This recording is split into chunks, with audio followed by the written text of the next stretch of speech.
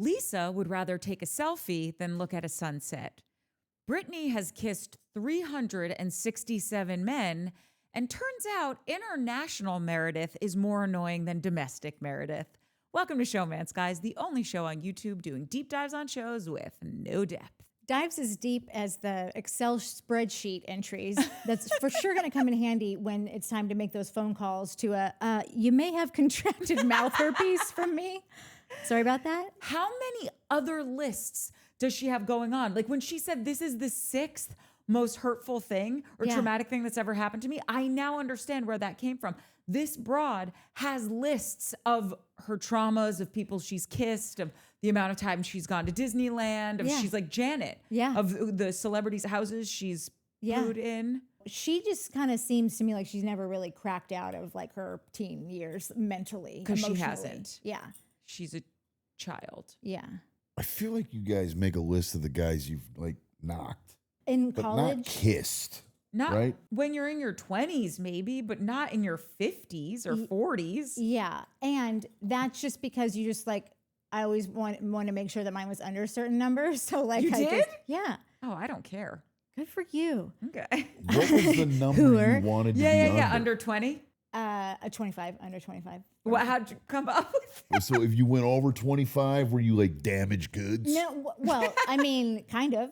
But Got like, it. Yeah, no, like, yeah. I mean, why else would anybody, try to make sure the number was something So like this is something I can kind of sink my teeth into. So let's say it was dude 17. Uh-huh. And he wasn't 17 yet, but he was in the running to be 17. Would you then have been, he could be 17, but then I'd lose one and I'd only have 8 left. So I'm not going to waste 17 on him. I'm actually now remembering it was 20 was the number. That was my original guess. Yeah, 20. 20 was, I don't know why I just said 25. It was 20. Okay, and so it was when because you're at I just 17, thought it would be a great idea to be under 20 for my husband. So when you're at 17, or you're like, God, I would like him to be 17, but that means I've only got 3 bullets left before I'm damaged goods. So I'm not going to take 17 up. I'm going to wait for a better version of 17. Was there any of that thinking going on? No, because I was well under by the time that I got married. And so I got married young. So I sort of like, after that happened, like it didn't really matter anymore. Now I still am like a total serial monogamous, and I like don't sleep with people that I'm like not going to be with because it's an ego thing. It's you're not getting one up on me, motherfucker. It's that kind of thing. You're not gonna get into the hen house and without then, giving me the goods. Yeah, exactly. Yeah. Women are awesome. They are unbelievable. I just was like, I energetically, this seems fun. Let's do this. I don't know what the number is. Do you know what this reminds me of? Remember the episode of Friends where Richard and Monica are dating, and Richard's like, how many people have you slept with? And Monica's like, I'm not telling you that. Richard's like, I've slept with 2, my wife and you. And she's like, no, really? And he's like, no, I'm being serious. And she goes, oh, that's so great. And he's like, now you tell me. And she goes, nope. And he's like, come on, ballpark. And she goes, less than a ballpark. Monica, which one was Monica? Courtney Cox. Right. But I don't like, and by the way, no shade. I think this is lovely, whatever anyone wants to do. But I think what was fascinating to me, I just learned that the average, what do you think the number is for women in America? How many sexual partners they've had? I think it might have just been straight chicks. What do you think the number is? I was shocked. I just learned the this. average number of people that they've slept with? Yeah. 6. I got no idea. I have no idea. Take a wild shot in the dark. I mean, like, what generation? All women that are having sex. There's no way that like boomers and Gen Xers have the same numbers as like That's Gen why it's Z. an average. Oh, well, I don't know. 6. 8. 8. 8 I bodies. was shocked. I was like, that is so low. Because it's the average. I'm sure that There's a ton that have had the 45 and Yeah. olders are holding that number down, and you're welcome. I'm not over 45. No. I'm not over 45. I just want to state that for the record. That's true, me either. But I also would like to say that I don't think young people are really having a lot of into me see. Oh, yeah, because they don't like meet up anymore. No. No one's going Everyone's anywhere single. to meet. I don't. I'm just saying.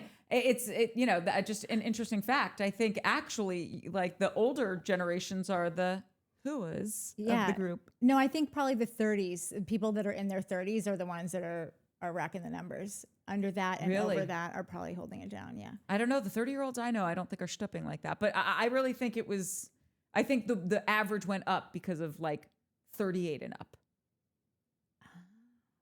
I don't think young guns are really. Boys now, they're like, I don't even know how to go up to a girl and say hi. I've been listening to Scott Galloway, this guy who wrote a book.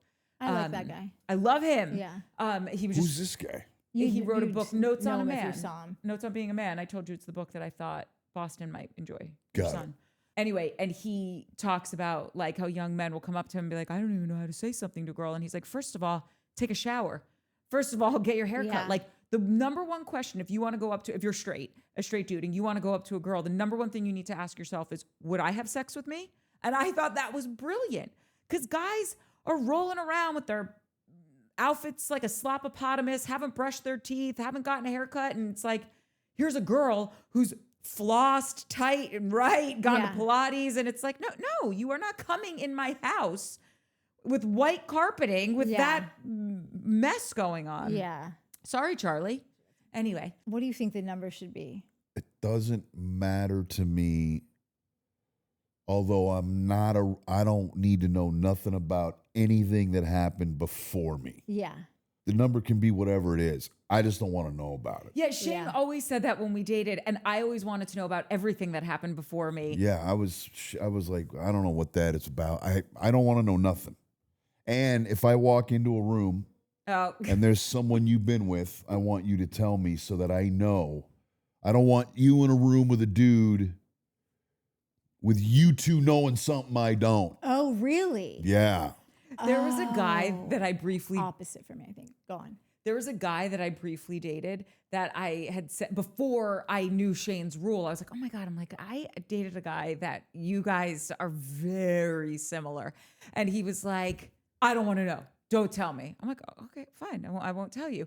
And then like something had happened where he like started to try and guess. And I'm like, don't guess, because if you guess right, he's like, and if I guess right, don't tell me. I'm like, so do you want to know? Yeah, no, I don't want to know anything Do you about not what want to know? I don't want to know anything that happened before me. I'm not crazy enough or insane enough to think that things, and I never want to be the first of anybody's, like Yeah. ever. Yeah. But I just don't want to know.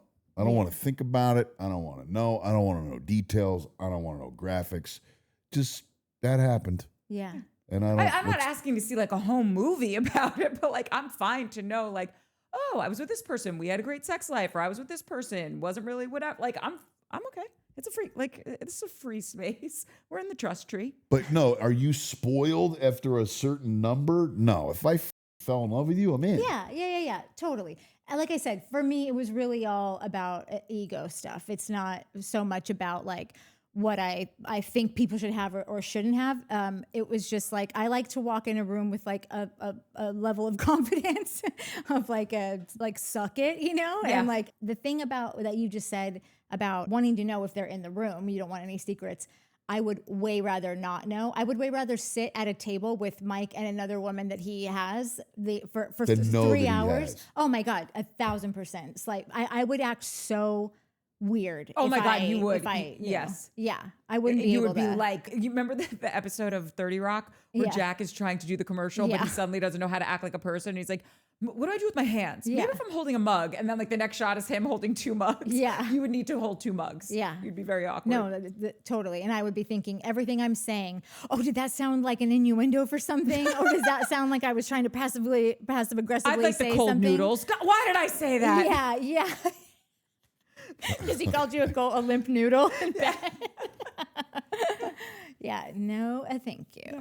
Well, this is good. I'm glad we talked about this, guys. Yeah. Me too. Okay, so let's dive in.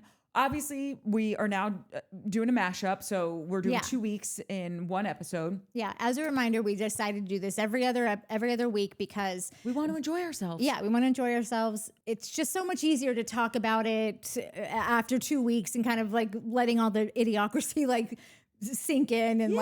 like as opposed to just being like so pissed that like I watched that and now I had to do notes on this garbage. Yeah, because contrary to what it might look like, we do a lot of work for this show. Yeah. So I just want everyone to know it's much more enjoyable when the workload is cut in half. Yeah. And then you get to come and hopefully find some great moments and have a little bit of fun Yeah. every other week with it. Yeah. And that's also why we're loving Southern Charm so much. Mike, not so much, I don't think. No, I am loving it. I know, because it is like, oh no, this is how it's supposed to be. That's right. Yeah. That's Take right. note, ladies. That's right. Yeah. Is there a guy named Craig on Southern Charm? Oh, yes, there is. Nat's Boo Pie. She loves Craigie. And is he really good looking? Yeah, he's so cute. He is. Got it. Yeah. Why do you ask? Well, no, because I know someone that's like taking him down currently. Oh, or I know. Was They're not anymore, but I know who you're talking about. this reality dude? He's not just any reality. He has bees, he gardens. He lets the garden host the party. Yeah, he has like he's like a super successful. Like, and he started this Pillow company. pillow company, but it's got a million other things. Opened a restaurant. He has a spread. He's partners on. So he's like used the show like the way that Lisa Vanderpump or Yeah. she's created brands around Yes. his thing. That are actually successful. Got it. But he's still the douchebag on reality TV. I don't think he's a douchebag, but yeah, he's on TV. Yeah, when you put him next to his whole cast, as Courtney would give you her HGTV analogy, he's the least douchiest bag on the block. On the douchebag block.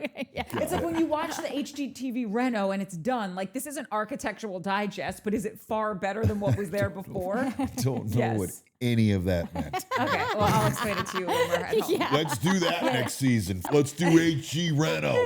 Yeah, rock the block. Okay, point being is, no, so they might still be shtupping. But still, No, I didn't ask. I was You like, should've. I didn't care. next time you're wondering whether to care about something, give a phone call.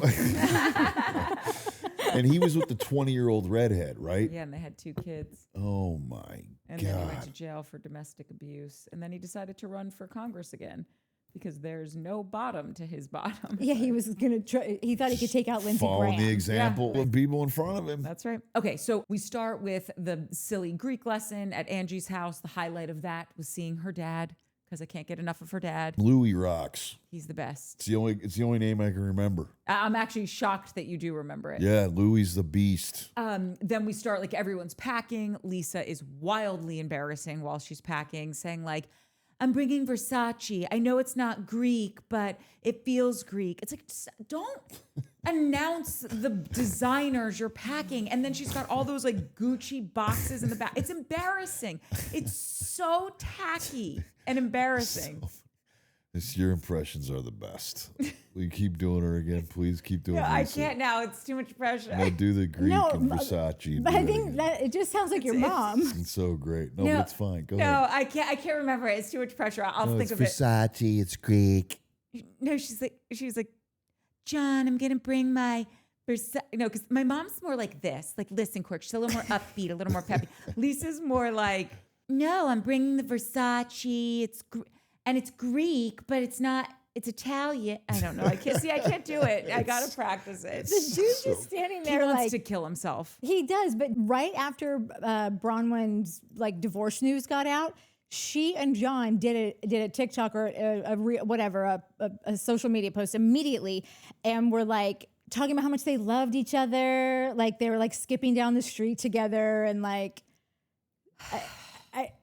Did you guys talk about the Bronjin? Just a No, not yet. This is our first episode, so we're gonna get into I that. don't. Yeah, I don't know. I didn't watch this episode.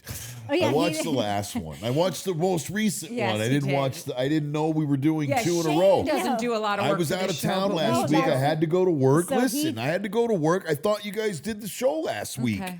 and you did the episode. You guys we used my being out of town as an excuse to not have to do the No, show and that's because why you I- both don't want to be doing And this. listen, and I even said to the audience, I said, Shane's out of town, but that's not even why we're not doing an episode this week. We had already decided this is a bummer. We're going to go bi-monthly until they stop filming things stop giving storylines of things they didn't film. That's right. Because they did it again this episode, once again. The plane blowout that wasn't on the thing that we've all been talking Yeah. about for 2 episodes. There was something else. There was a much more low stakes Yeah. one, but they had that conversation that they have at the table later in episode 2 about the Cartier watch. Like it Oh, no, started that's coming up. elsewhere. The start of that was not filmed. Yeah, it was so them dumb. just telling us about it. And We're it's all like- over the place. Okay, so Yeah. all right, so back in the app, back at the ranch. Whatever, it's so embarrassing, her packing. We get all the girls to the airport. fly into Greece. Greece is stunning, by the way. It is on my list of places, always has been. Greece Yeah. is no joke. Like the shot at night with all of those white buildings like glowing along the water. Well, I mean, Santorini, it is illegal to paint your house anything other than white with blue shutters. we need some help here in the States. It's with, illegal. So that's with why design. that place Yeah. looks like that. Correct. There's a smaller island next to Santorini that no one really knows about called Chios. Yeah. Really dope. But it's yeah. not like Santorini's been flooded by Tourists. rich people. Yeah. Yeah. Yeah. This Chios place is still, I think, is unbridled. Yes, And I've heard dope. the same. Yes. Fun fact: in Sedona, How the did I sound like a guy who knows Greece? I don't Never know. been anywhere near it. it's impressive though, honey. Yeah, I really just thought you were just telling us out of like. Yeah, no, I've never been to anywhere near Greece. I had a Greek buddy, Stelio, Yeah, who's that's right. from Chios. And he told me about Chios and Santorini 25 years ago. Santorini wasn't hit yet by the rich creeps. And then it got run over like 7 or 8 years ago. Rich people. Well, Richies. just a quick fun fact about Sedona. There's all these different laws about like the colors you can paint your houses. There are no neon or lit signs in Sedona. So there's no light pollution at all. So you can see all the stars. It's beautiful. All of the signs are like carved out of wood. So nothing looks tacky, not like some big lit McDonald's sign. And it's, I think, the only place in the country where the McDonald's sign and like the Starbucks sign looks different than anywhere else because they can't do their plastic lit shit. Interesting. Yeah, it's very cool. I love that. Anyway, the lack of geographical knowledge that the majority of housewives have, they're like, oh, look at the Mediterranean, and they're on the Aegean. Like they all the time. One time they were going to Costa Rica and the girls are like, I love Mexico. I'm like, Costa Rica's not in Mexico, you ding dong. I gotta And by tell the you, way, I don't know if I would have known that either. But here's the thing. If you knew you were taking a trip somewhere, these confessionals are done after the fucking trip happened. So don't you think you would have, I'm flying somewhere, I'm going to look at it on a map? Oh, sure. Yeah. Yeah. Yeah, but these broads aren't. Come on. It's I mean, real. this is not a Snap 2 crowd. Okay, Yeah. so anyway, we now get Snap to into the scene where they're at the like first lunch when we're in Greece and they start talking about the watch.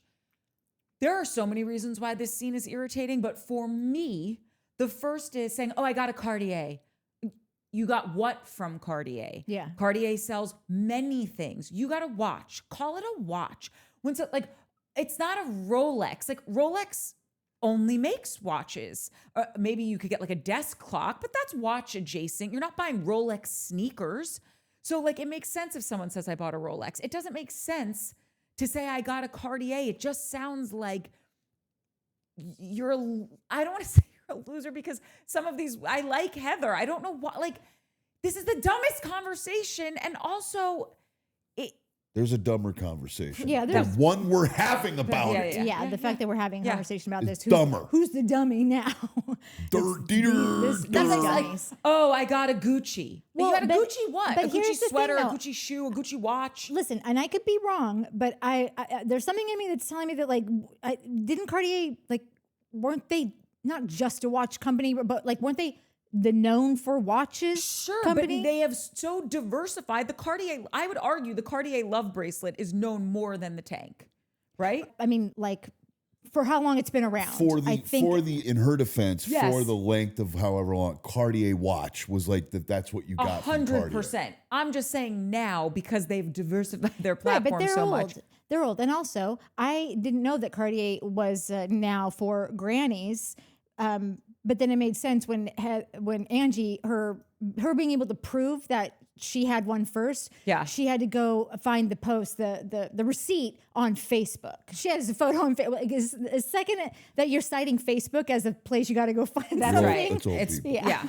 But I will say this. First of all, I live for Cartier watches. I think they're stunning. Like I would buy one tomorrow if I had the loot. They're classic. They're chic. Can't go How wrong. much are they? They're not that expensive. No, they're not that expensive. And I would get like a real like a, especially in the watch game. I mean, yeah, no, you're not spending like $150,000, and it's not an Audemars Piguet. Like it's not that. Do you know I what I saw mean? an amazing thing on 60 Minutes about watches on Sunday. If you guys should tap in, if there's anything you get from this episode, watch 60 Minutes because there's an amazing segment on watches. Oh, I It's will like watch. an 80-year-old dude who lives in Geneva. He makes one watch a year. It's just bananas. Like Is it his own brand or does he work for? I forgot like, his name. Philip something or other. Oh, Philippe Patek? No. Oh. It's this other dude. He's been doing it.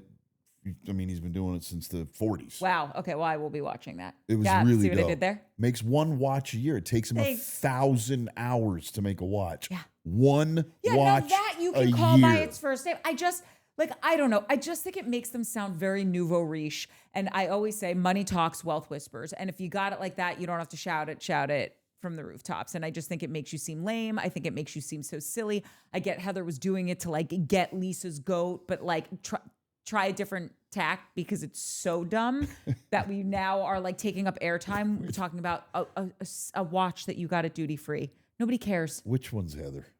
The jaw. The jaw. The Jaw. Let me tell you, I don't like her anymore. Really? Yeah, I'm out. What on her. happened? It's It's the only one to get in on. no, No, that's I the love thing. Bronwyn. No, that's the thing. Yeah, Braunberry's all right, but even Braunberry's kind of like floating out. And she's just got that franchise has got to be done. I think he's gonna close it up. Oh God, no, they're not going to. I mean, like, massive. well, apparently, it's all Housewives franchises are on the chopping block after the next 2 years for whatever reason. Mike read something about it. I couldn't tell you really, but okay. I want to say two things about that scene. Lisa and Angie are the same person. Angie's just better at kind of At everything. at all of it. Yeah, but I start to wonder, like, if they are going to be the same person, do I respect, which one do I respect more? I mean, I respect Angie more because I just can't help it. But Lisa is so raw about it. Like, she doesn't have, like, No bullshit. Like, this is who I am. No shame. she's full of shit herself. Like, Zero shame. Exactly. No shame when she talks about, not liking food from other countries or whatever. Like, she's just the most basic bitch really on this show, but like She has no style. She's not yeah. funny. She doesn't give a good look. Like, Yeah. there's nothing about her that I find interesting on any No. level. I don't either. But Angie, if Angie is going to sort of have that same kind of core at her, I would rather see the one that like has no ability to shield it or to mask it, it's just something I'm thinking about. What happened with Angie? I thought we were in on Angie kind No, of. I'm still in on Angie. I am in on Angie because she's smarter. I like a person that does work smarter. And I think but I she's just a don't know I will kind be for the person. long haul. But I think that her and Bronwyn and Meredith are mean girls. I think that there's something about like I watch it on Bronwyn again tonight where it's just like Bronwyn's got something about her. Like I told you, like if there's two sides, she's going to pick to be on the rich girls side and the ones that are more the pretty popular side. But I don't know if Bronwyn was always the pretty popular rich girl. No, she wasn't. And so it's weird to sometimes see her She was meshing the in. broke single mother. Exactly. And so there's something weird about that. But watching those two go back and watching Lisa and Angie go back and forth about this watch, it was so much comedy that I was into like it was so gross. Like it was just so gross to watch them both just react each time. Like you're thinking like, don't react. And they're both just like, okay, but I have 4 Porsches. Well, I had 5 Porsches. Well, I got mine. This is him. what yes. Like it was Infantile and petty and absurd. yeah, And it truly grosses me out. No, it grosses me out, but it's also like I said, it's very funny. And watching Angie be a little bit smarter about it, but then watching Lisa really just have no way to like stop shaking when people are telling her that they bought a Cartier. Oh, and also now Whitney has one. Like Whitney, the dumbest ding dong on the show that like doesn't really have anything nice like that. Yeah. Now she's got the watch too. Now it's definitely not special if all these broads have it. Like. I watching Lisa literally like start to twitch the more people she was finding out had this watch was like, I don't know, it was comedy. But my overarching thing is that be careful what you wish for, because I think that if we go back to the very first episode, we have watched Heather kind of stage a coup for the entire season. She's just been, it's almost like she had a a beat sheet of how this whole thing was going to go down. You remember on episode 1, they were camping and she was defending Lisa. And we were like, why is she defending Lisa? And then we're like, I think it's because she wants to get in with the girl that always seems to be able to land on her feet no matter what. She ends up being the one that gets the most deals. She gets asked to go to the most events, to represent Bravo. And then I started to think about it and I'm like, I think she's doing it so she can say, I started off by being Team Lisa. Everyone was there. I was defending her in the most indefensible thing. Like, she's got some lawsuits. It's in the paper. It's in the court documented. Like, it's very, that happened. Like, the fact that you're acting like you didn't know about any of this and you're defending everyone talking about her, none of this makes any sense. You're fair game when you're not there, and it's all documented. You definitely got the paper that day. You know, you definitely knew what was happening with Lisa. Anyhow, so that was just her way to say, I started off on your team. I don't know how it's gotten to where it's gotten, because I think she has been trying to get Lisa out this whole time. And I think that now Meredith has presented her own problem and has created her own problem. And now I think they're going to be successful in getting Meredith off. I hope they get both of them off. Both of them don't need to be on this show. Do you want Heather Gay leading this show? Yeah, more so. I am up to my eyeballs in the nonsense with Lisa and Meredith. The entire trip thus far, Lisa has acted like Meredith has acted like a petulant child. Yeah. And Lisa is untenable like, for me from jump. And Lisa Meredith explains the whole time. She like explains for Meredith she's what's like going on. translating for her. Because Meredith is basically catatonic from drugs and pills. Yeah. Or from booze and pills. She's just catatonic. Yeah, I mean, the whole second episode was her with the weird, I'm not saying anything. I am my son's calling. No, she has mastered. Everything is like, no, she's a bad drug addict. She's like a bad pillhead. I don't know. I'm just saying something ain't right. She slithers. She kind of walks like an 80-year-old lady.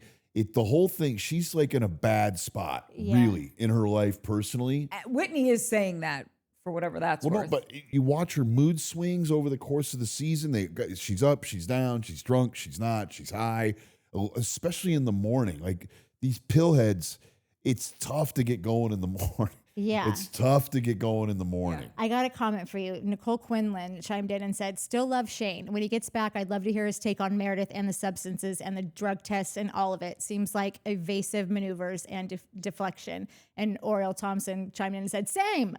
So they both are excited to hear. Was there a drug test? In one of the episodes that clearly you didn't watch, Meredith was like, I'm not taking drugs. And to prove it, I brought pee tests for everyone to like go pee in now, and you'll see that I'm not on anything. Got it. And so did she take a pee test? No one took it. Everyone's like, this is absolutely ridiculous. Such a stunt. Yeah. Right.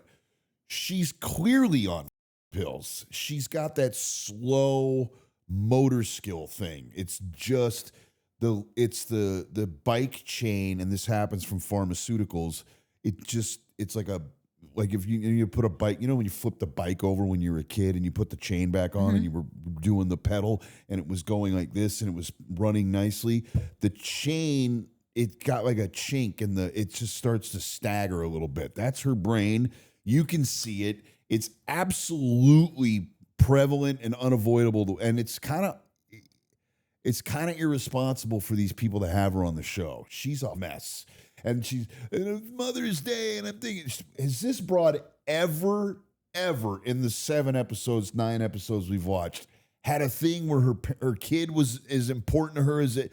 The kid was the deflection because she doesn't want to deal with reality, and she just. By the way, she took off to go get a drink.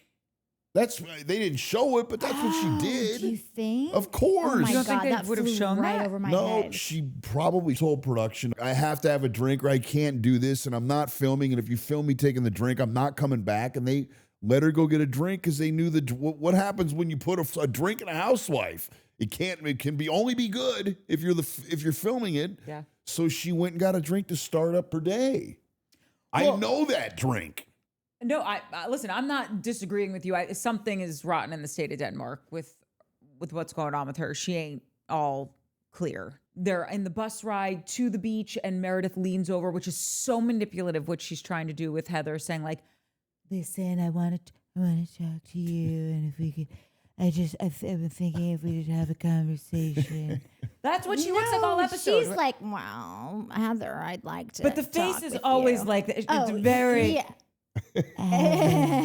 If we could just, that is, it's bothersome to watch. It's because pills. Because it's like, someone's got to help this woman. This is not okay behavior. The only reason she wants to have a conversation with Heather, because this is what gets us to the crescendo to the last scene in this second episode. She wants to have the conversation with Heather by one-on-one so that she can't be accountable for anything. And she can say that she's sorry and no one else can like throw their 2 cents in about her abhorrent behavior. Heather obviously is on to her, is like, nah, bitch, we're not doing it like that. They get to the beach. Mary has some wild theory about head shapes, and if you got a square head, you're ding dong, which I don't agree with it, but I did find it hilarious. You can only get out of being a bucket head if you pinning your donation amount. Yeah, that's right. Correct. If you'd like to get out. That's exactly right. Jesus will forgive your square head It idiocracy. is negotiable. That's right, for $19.99 a month.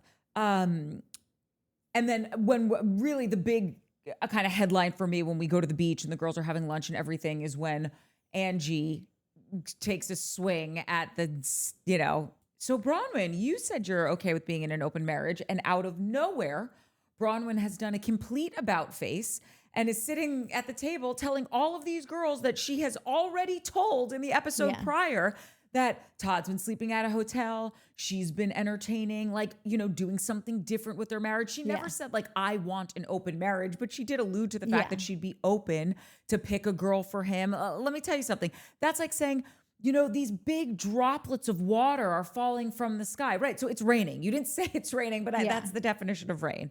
And so when she sits at this lunch, she's like, no, I'm not in an open marriage. Todd is very happy in our marriage. I'm happy in our marriage. We have no problems. We're really happy over here. Go bark up a different tree. Well, fast forward to a week ago, you guys I don't know if they've announced the split or if all of just the blogs have announced their split. Correct? Do we know I don't know if they put out a public statement. I don't know. And if also, they this have. shit was filmed like 6 months ago, right? Correct. So they've split up now. 6 months ago, she could have been speaking her truth. No, because in the episode before, she was saying, he's sleeping at a hotel. I'm very upset with him, and I'm entertaining opening up our relationship. And then a week later, when they're on vacation, Bronwyn's like, no, we're totally happy. Nothing's wrong. Why would you think that? She's done this before. I feel like she treats the show like it's a limited series, and like we're not on that show anymore. Like, no, this is a franchise that goes on and on and on, and of course they're going to do a follow up about something like that. But I feel like she did it because she said before on her first season that he had been having text messages with someone, or I think she even tried to say that it was an affair. And then when they tried to follow up about it, the story kind of changed. And then suddenly it was just an emotional affair. So sometimes I'm just not sure where she's working from. Sometimes I think that she might have been like, well, that thing happened to me, and in the moment I wanted to tell Whitney. Yeah. And then have the whole conversation about opening up the relationship. But then I feel like Bronwyn will think about it and be like, if we have decided to split now, if something did happen during that time, like after that, where they did decide to go separate ways, a divorce is more of a rollout when you're a reality star. Like you probably got to think about how to maximize the headline, So I know that they wanted to announce the split on the reunion, and then everyone is saying that Lisa leaked it. Of course, Lisa. But I do find most of her lies are connected to Todd. So clearly she's just trying to pacify him, and because he gets cranky when his personal business gets brought up on the show. And did Lisa leak it because she knows she's not going to be on the show anymore, and this is her way of getting back at Bronwyn? I think Lisa leaks stuff because Lisa wants to leak shit. Yeah, and Lisa will probably stay on the show. I think it's just Meredith who's probably out. Meredith has to go. It's fucked up of Annie Cohen to keep her on the show. It's exploitative. It's irresponsible. it's just bad. He's got like, how much money does this guy need? And Meredith isn't that big a thing on the show. It's not like I'm waiting for her to not wake up. There's nothing redeeming about her at all. There's she's gotten to a real dark nothing place. redeeming. It's all dark. She's got like a weird cloud around her. He's got to be responsible as a human being and be like, you got to go get help. I can't have you on this show. What happens if that broad doesn't wake up on the show and they have like an overdose and he allowed her to behave the way that she behaved for many seasons. Do you think she's clearly you think she has an issue with pills? She's got a serious issue with pills. That's what I was gonna say. Like a not wake up issue. She is like your face. She's like that all 24 hours a day. Yes. It's progressed in the 7 episodes we've watched. She's like on a huge bender right now. A spree of sorts. It's bad. I don't need her to be here. I don't, but there are a lot of people that are Lisa Meredith stans.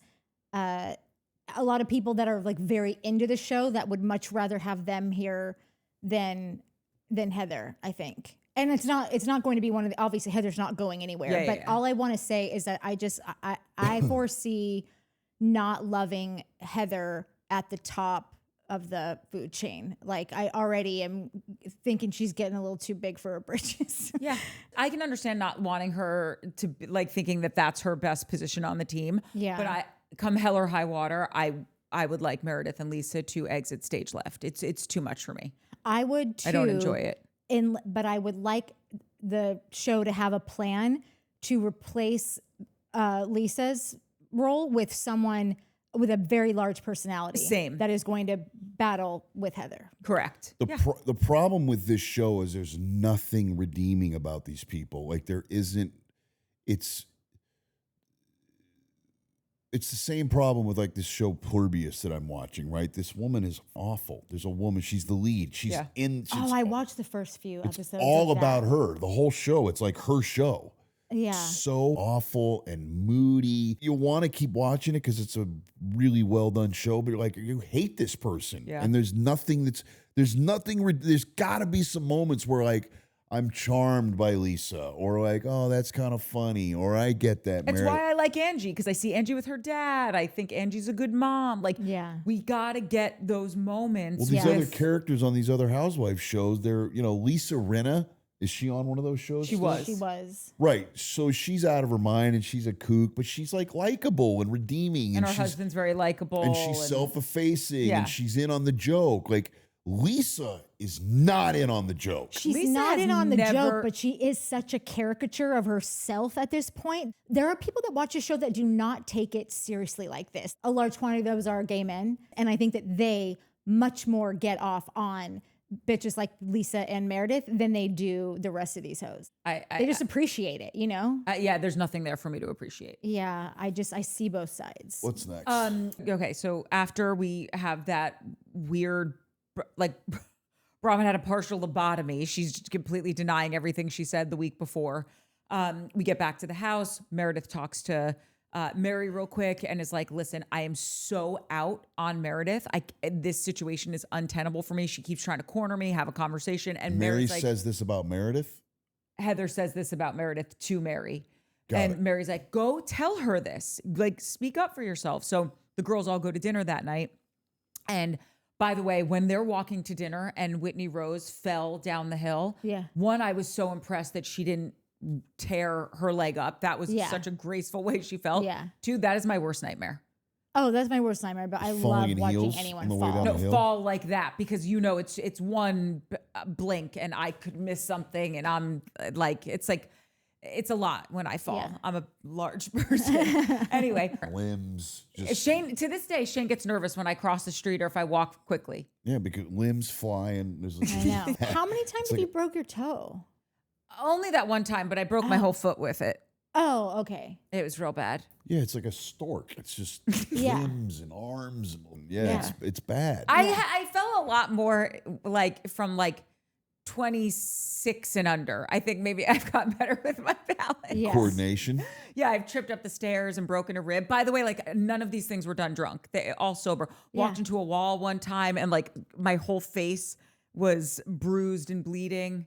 And I only had Lisa Frank Band-Aids, and I was in college, and I was like, I'm just going to put those on and still go out. And everyone's like, what's wrong with you? And I like pulled back it was bloody and bruised. And I had this mark on my nose from like a scar. And every time, it's finally gone after like 300 years, but every time I would go and get my hair colored, they would wipe right there thinking that they got color on me. They're like, nope, walked into a wall. They're like, how did that happen? I'm like, we don't have enough time for me to explain it. Anyway, I remember that thing is cute. Yeah, I like that thing. No, it's gone now. See? Why is it gone? Time. But it was there when I was around when we first met, right? Yeah, and it's That gone thing was now. adorable. Aw. I like that thing. Is that why you fell out of love with me? First of all, we both kind of Oh my God. independently fell out of love with each other. No, okay. We don't need, this is not a different for show. fuck's Honey, it was just a sakes. joke. All right. Listen, Joe Schmo says, whoa, whoa, whoa, hold the phone. Y'all live together? Yeah, we do. It's my roomie. Wait, is this live right now? What do you mean? No, these are comments from other episodes. From other episodes. Yeah. Got it. Yeah. Yeah. We live together. Yeah. I know. And now Joe Wow. knows. What's his name? Joe Schmo? Joe Schmo. Yeah, she's great. Got it. Thanks, Joe. The subscribers have to be in the tank because of me, right? No, we're They're gaining going up- they're better? subscribers. No, things are going well. Okay, great. Okay, so now that we're It's watching totally the sun. because of the Salt Lake Housewives. Absolutely. And not the other 7 things that you guys have that I watch that I enjoy. Oh my God. Great. Then come back and do one of those with us, Krabby No, McCrabster. I enjoy watching Yeah, it. I don't. we need a Vanderpump person. Yeah, you. No, we need a traders person. Yeah. That's close by. Okay, so listen. So now we're walking to the restaurant. It really was stunning. And I did appreciate in this dumpster fire of a show that we're currently watching, just like all of them having an emotional moment, being like, wow, we're so lucky to be here. This is so beautiful. And then that juxtaposed to this ding dong who has to have glam wherever she goes, which is the most ridiculous thing. And Angie nailed it. She was like, how unbelievably awful must it be to exist in a world where you can't leave the house without professional hair and makeup, and you are so concerned with what you look like as opposed to what you're looking at. Like, you can't just enjoy this beautiful gift of being in Greece and watching a sunset. And now you're walking up the street 3 hours later by yourself. You've missed the sunset. You've missed the moment with your friends, and you're taking a selfie of yourself. Like, Listen, that's so man, sad. I think if the yacht episodes taught us anything, it's these ladies should not be without glam. Lisa Barlow specifically. I think she has a tough time with foundation. Whether that is or is not the case, like, it's very sad. It's very I know. sad. Listen, to me. I'm from the South. I don't go to Walmart without. Fine, but like, you're an just eyeliner. listen. I'm from Jersey. I am not going home to visit my mother without my nails looking nice, my hair Yeah. looking nice, my everything. I one time showed up to visit my parents, and I had jeans that had holes in them, and my mother took one look at me and she goes, "The holes in your jeans are offensive, Yeah. and I'm taking you to buy new pants tomorrow." She would not let me go somewhere out of the house and be seen in public with her with those jeans because the holes in my pants were offensive. So I get it. But like, you don't have to let it rule your life to the point that you're ruining. I know, but you guys your are life. missing the point about the glam thing. The glam thing is about control. The glam thing is about setting yourself aside from everybody else. Yes, everybody else can use the Bravo hair and makeup. I need my own hair and makeup. I need my own glam. By the way, you got to wait for me because my glam isn't ready. Like, it's all set up to control. It's all based in fear. Everything is, it's like all so transparent. And know it she's is. so Listen, I agree with you, but I will say she's also painfully insecure, and that plays. I know it is, and so like that's just who she is. Like, and I'm not that way, but like I know what she's feeling. Like I always said, if I'm gonna do this show, I need to lose like 50 pounds and like just because if I'm gonna be up here and talking a gang of shit about people, like I like to do, I don't want somebody responding back, "Shut up, fatso," you know, Yeah. like, and I think that Lisa has so many haters out there that she is like, I gotta come correct because there are people that are really pro me, but there is a whole gang of people that are really anti me. And I can't come in here with my blotchy, discolored cheeks. I mean, I think she stayed in the sun a little bit too much and she's paying the price for that. I think that that's just a part of her insecurity. That's a part of her control of staying like, I want to be me, but I got to come correct if I'm going to, like, she might know that she's a real pain in the arse. Oh, she must. Yeah. The last scene in She this doesn't episode care. is She likes it. She Right, likes but- being a pain in the ass. But don't It's you think part that of her those two control things thing. might correlate though? That like she likes to be able to be a large personality on this show and knows that she is that. And so like, then I need to look great because like, that's just the first thing you're going to get hit with is something physical. You know, if people don't Right, like but you, she's- that's the sort of mentality she's running off of is like all people will go for looks right off the top. fair. So The last scene in this episode is they finally get to this dinner.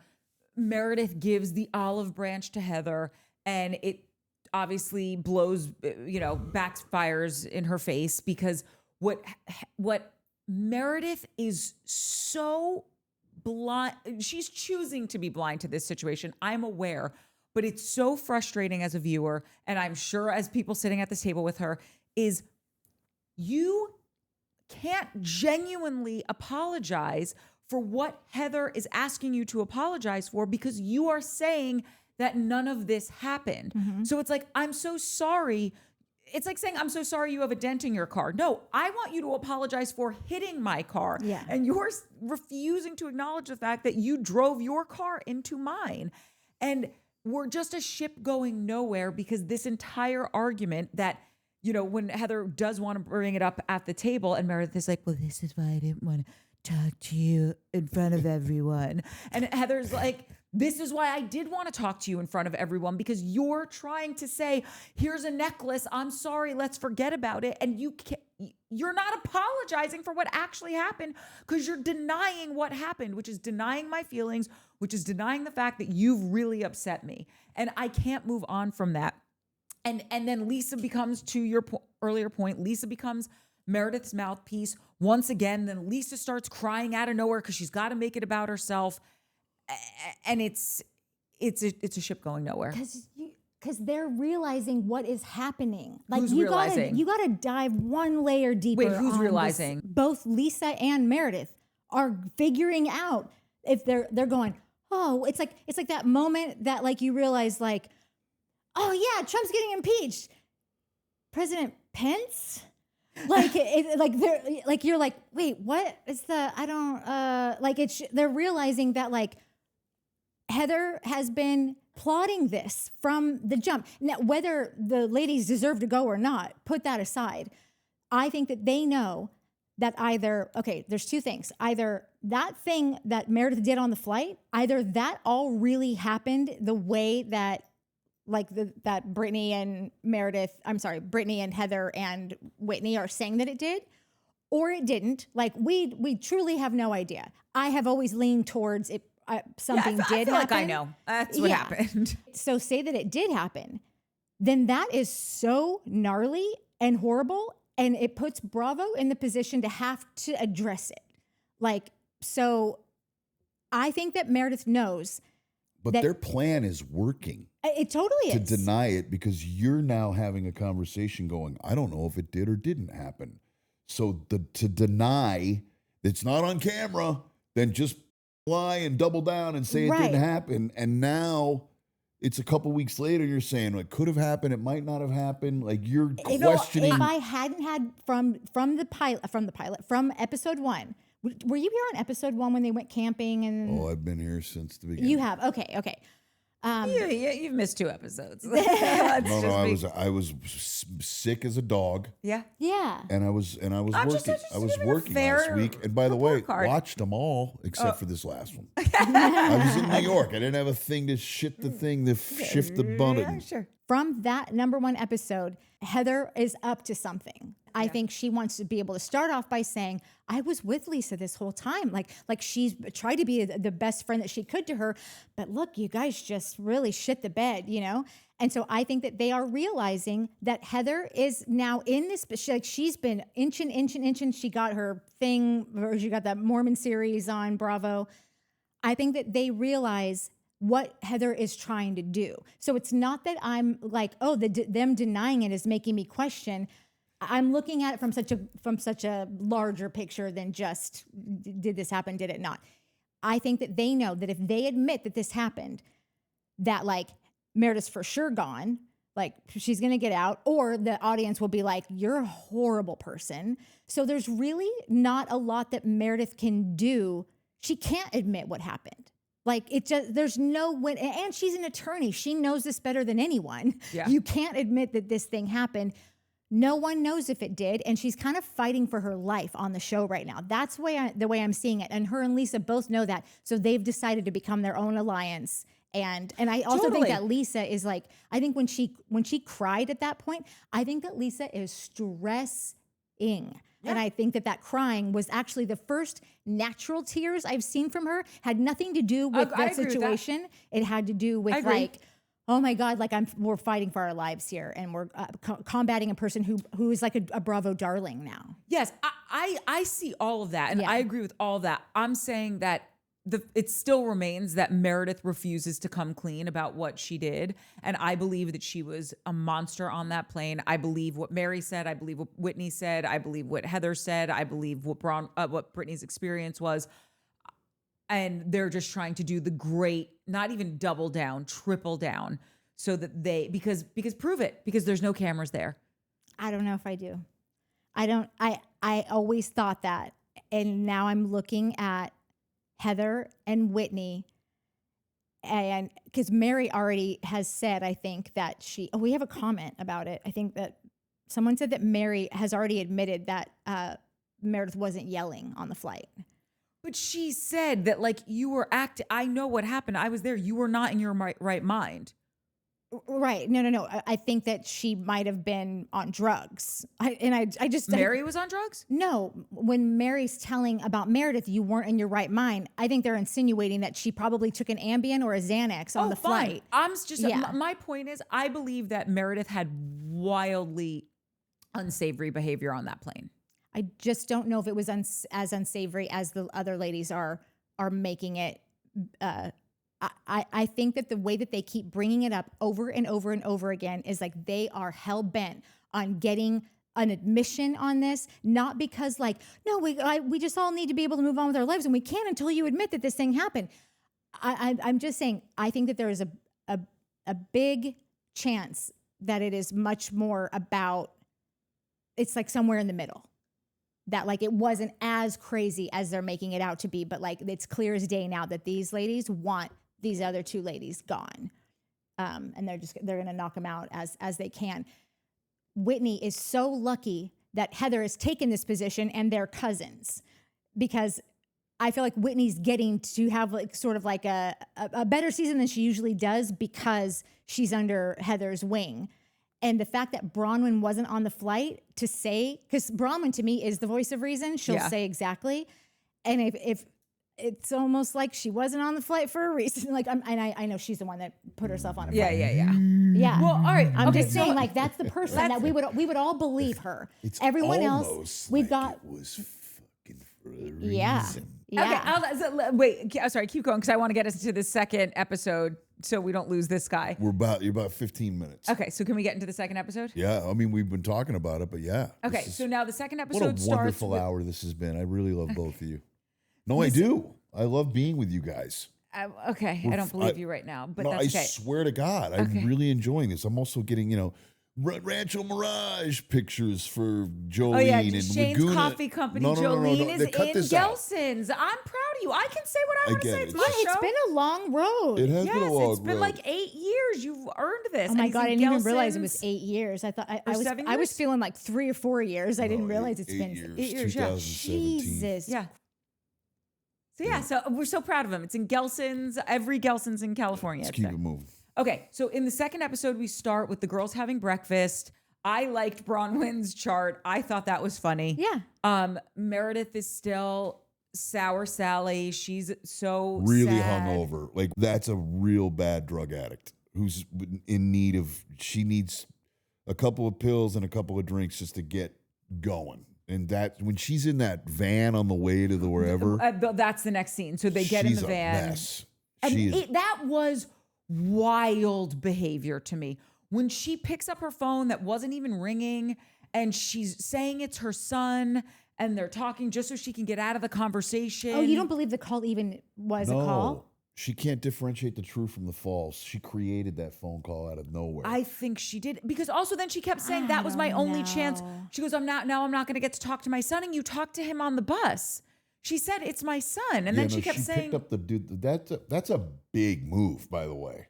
The picking up the phone. No, and I know. like, But you're saying she's not going to, because her son was getting on a flight. So I think he called when he could, and then was going to be on a flight after that for however long. right, but so then why did she say, I didn't get to talk to my son? Because they made her get off the phone. But she did talk to it. Like she said, did you have a 20 minute, no, but like 20-minute long conversation? No, but she was like, thank you for calling. Happy Mother's Day, yada, yada. Listen, I'm not saying that that she wasn't deflecting by this phone call, but I am saying that I've been on trips that went sour and I did not want to be on them. And if I got a call from my boyfriend or husband or whoever at the time, and I just wanted my comfort zone, my safe place, someone that actually likes me. Oh my God. It's like a world apart from what I'm dealing with right now. It could have been one or the other. I would be really God, I just wish I was home for Mother's Day. It doesn't detract from the fact that I looked at that woman in that seat on the way to wherever, and she is miserable. Yeah. She wants to be anywhere but there, and she's in another country. Medicine. Yes. Yeah. I just didn't believe that her phone actually rang. I don't believe I don't either. But I thought it was a fake phone call. Neither here nor there. Yeah. And then I also thought it was weird that, so if it wasn't a fake phone call, when we get into the next scene, you keep saying, I didn't get to talk to my son, and you did. Because she's saying I didn't get to talk to him. He called, and then you guys all yelled at me, and I had to get off the phone. So I'm not, if the phone call even really happened, which for this purpose, let's just say that it did, her words meant you made me get off. I didn't even get to talk to him on Mother's Day. He called me. It was the only time I could talk to him. And so wording is the same. I think she's being, again, every time the camera was on her, I was like, you are acting like a child that didn't get their way. Well, no, there's a path. Teenager. There's a pathological, and again, I don't know why this always because a lot of these broads have addictions, I guess, but the people that have an addictive brain that are in the midst of they're actively using or being drunk or getting high, they have this straight up ability to be pathological, right? So she was wasted on pills on the plane, went after that woman, crucified her for hours, then woke up, came to, and just pretended like it didn't happen, right? And that's what she's going to go with. On my 40th birthday, I was drunk as a skunk, pretending to be sober, had 20 people at a dinner. I'm so happy to be sober, wasted. I think you told this story last episode that you were on. When I was at the bar and I took a shot. Yes. Oh my God. Are you drinking right now? And I was like, you're out of your mind. That is the same brain that broad is living in. Yeah. Because it's the same pathology. Yeah. It rings true. Okay. I know where that woman is. And then what she tries to do, and I have firsthand experience with this, unfortunately, is then when you try to have a real conversation with someone okay, I understand you're upset because of X, Y, and Z. They then turn themselves into a victim from something totally random that happened, or now Meredith's this victim because of the phone call. Yeah, Andy Cohen needs to be more responsible. Yeah. Andy, wherever you are. Listen, I think that she's gone. I think that she is off the show. They have to get her off. I hope she is. Have you heard these rumors too? No. I can't be the only one. I haven't, not yet. It's all over. I think she took it off of her Instagram handle. It doesn't say housewife anymore, but I didn't double check any of this stuff, but it was from the same people that it's off the Insta handle. Look out. I know. Well, that's a big Shit's deal. getting real. The next two scenes kind of happen side by side with the donkey riding and the cooking class or whatever. The only thing that was interesting to me about the donkey riding was hearing about Louis, Angie's dad, how he would ride the donkey 17 miles with the groceries and both ways uphill in the snow. I just in love Greece. Louis is a beast. I love Louis. Yeah, Louis is going to live to 100. Louis God is bless. the greatest. I did really enjoy and marvel at just the architecture and the beauty of that place. And taking a donkey up to the top of the island looks like fun. Yeah. No, I it looks want amazing. on that donkey. Same. Somebody invite me to Greece. And the broads as being their broadly self on the thing was fine. But I really just enjoyed how beautiful that place is. The disturbing thing that I was watching on the other side of things with the cooking class, besides the fact that I love the chef Giovanni or whatever, what a great guy, When Meredith refused to go there, and then she's wandering around this cobblestone town, this one donkey town, and like looking not with it, kind of stumbling all over the place, sweating, like she's like schwitzing and lost, and her heels getting caught in the cobblestone, and she's in a outfit that is not meant to be walking attire. Yeah. And then she shows back up just again, like with her everything's drooping, and her hair's in her face, and the glasses are on, and she doesn't want to talk to the guy who's just trying to be a nice host because you're acting insane. And when you show up, when someone is chemically altered or whatever, and they show up and everyone else is on a different energetic frequency, and now you're here, all of the attention goes to you because we're just awaiting like this bomb to detonate because you're now not a reliable, measured person. She hasn't had enough of whatever it is she needs to get back to normal, because in 3 scenes later, when she's in the pool, she's jumpy and happy and good and excited. No, that was definitely chemically assisted. She's had enough alcohol so that she doesn't feel, and maybe she's not in the middle of not having a downer. Like she's enjoying she probably had 2 good hours in her day, right? And we're watching her in the pool later when she's like, her energy's up and she's in, but she will tank back down. She tanks back down at the end of the night, right? Yeah. So she had like it's so textbook. I would have 2 good hours a day in my day. Yeah. When I'd have enough alcohol so that I wasn't headed down and I was up, and the cobwebs were out, and I was like functioning a little bit and thought I was funny again. And then it'll start to head back down. I mean, it's right there. We're watching alcoholism with our very own eyes, this Meredith. It's like unbelievable. Do you think she's got something going on? I think she's got something. What do you mean, do you think? No. I'm There's asking definitely Natalie. Something.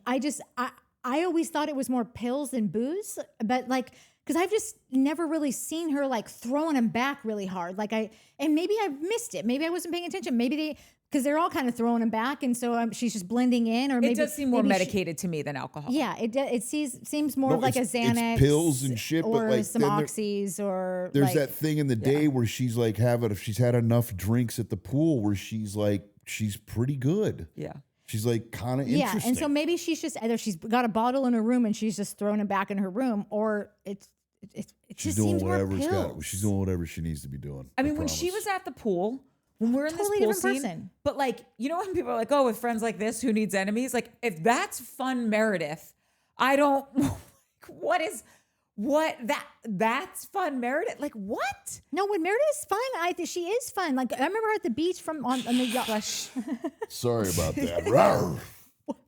Well, no, I had to like adjust my sneeze after this operation when they drilled into the top of my thing, because if they drilled into my sinus, you can laugh. They were like, you gotta like control your sneeze because you could blow your sinus cavity out while it's healing. So anytime I would get up like an itch in my nose, I'd be like, and I would be terrified that I was gonna blow out my sinus cavity. So so in the last the fear of God is coming out with month, that sneeze. my sneeze is like a whole different. It's like a demon. I mean, that was fucking. Sneezed. So his sneezes used to, like, I'm not kidding. They've cracked the walls in our house. In my home, I just let it go. Yeah. Like I wouldn't blow my juices all over your living room, and so what I was doing was holding the spray. Although it's really funny. The cats lose it when he sneezes. Because I sneeze, man. I let it go. We know. Poor Ted is If scarred. I One get of a our cats. sneeze again, She can't even hear him one Yeah, ear. she's half deaf. She doesn't have an eardrum. if I get a sneeze again, I might just let it go. Okay, we don't need It's to. like a party favor. It's fucking. Party chick. No, Meredith was not fun when she was sitting there being like, when I was younger. She wasn't like that in the after. When she was in the pool. When she was telling the story about the party, she's like, and we broke the plate. Oh, man. I broke the plate. But booze is an upper, and she was probably drinking tequila, I'm guessing. at the pool. Sure. And so there's a stimulant to that. And she was headed back into later on that night. She's got her pill in and she's ready to go. She's a mess, man. A mess. She's a mess. I did used to really, really like Meredith before this season. And I feel bad. I feel bad that she's on a downward spiral. She's been useless all season, less than useless, more useless than I thought you could actually be. And they would allow you to continue on. Yeah. And I do just feel bad for her. I like her family. I don't know a bunch of the other families. I feel like I've gotten to know her husband and the kid, and I feel bad for her watching her go through this, but she's done it to herself, and she should get off the show and you're all that. Watching an alcoholic, I'm not and a drug happy to addict see her go practicing in this their way. thing. It's sad. They shouldn't have her on the show. No, it is because you remind me that I used to like Meredith also, and I Yeah. do like her kids, and I like her husband, and even now when I'm recalling, because her kid's on this show, whatever, this other reality TV show, and when she pops on, she's been acting sedated there as well, and Yeah. I want her to be well. So Yeah. let's get her sober. Let's Okay. get the old Meredith back. Yeah, let's do it. We're okay. The last scene in this second episode is when they're talking about this stupid high body count hair, which is not even a saying from Angie. It's from like the manosphere.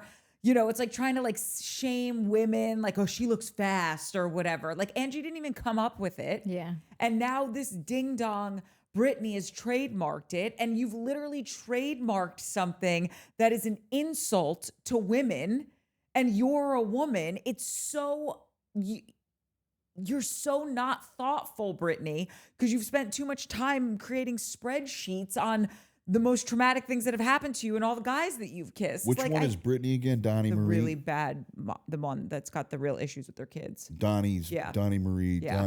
Donnie Osmond's brother's ex. Yeah. Or Yeah. for whatever. Jared. Yeah, I mean, she's, I've literally tuned her out since I saw the whole dynamic with her daughter and how she's terrible. She's the one that patented the saying.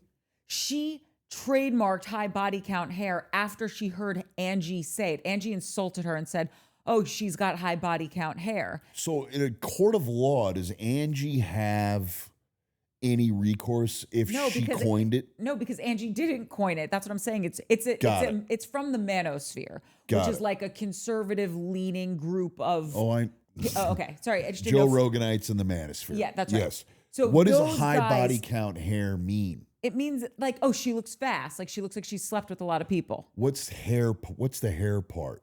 Like her hair's done in a way that she looks like she is sleeping with a lot of people. Because it was her hair. She has big hair, teases it sometimes, Got it. and The long extensions, long like doing the extensions, most. yeah, She's making so- herself High look like a body playmate. count hair is got it. It's See, like if your boobs. I'll get there. Yeah. It just takes me a minute. Like playmate hair-ish, but like Big 1992 big Peter extensions, Savick the hair. long. And I think what you said also. I just said 1992 Pete Savick hair. There is a gay guy in the comments that's going to be like, I don't know who Pete wow. Savick is. He was like the big hairdresser in the early 90s. Worked with Herb, and he was the guy that came up with Cindy's hair. Fun fact about me. I went as Cindy Crawford And in the crushed Pepsi it. commercial, crushed it with that hair. And I was leaving, my entire costume was the hair. And I went and got it done. And when I was leaving the salon in my street clothes, didn't have a Pepsi can, no makeup on, a woman came up to me and she goes, has anyone told you look exactly like Cindy Crawford? And I was like, this costume's gonna be on fire. I will good. send you the picture so you can post it.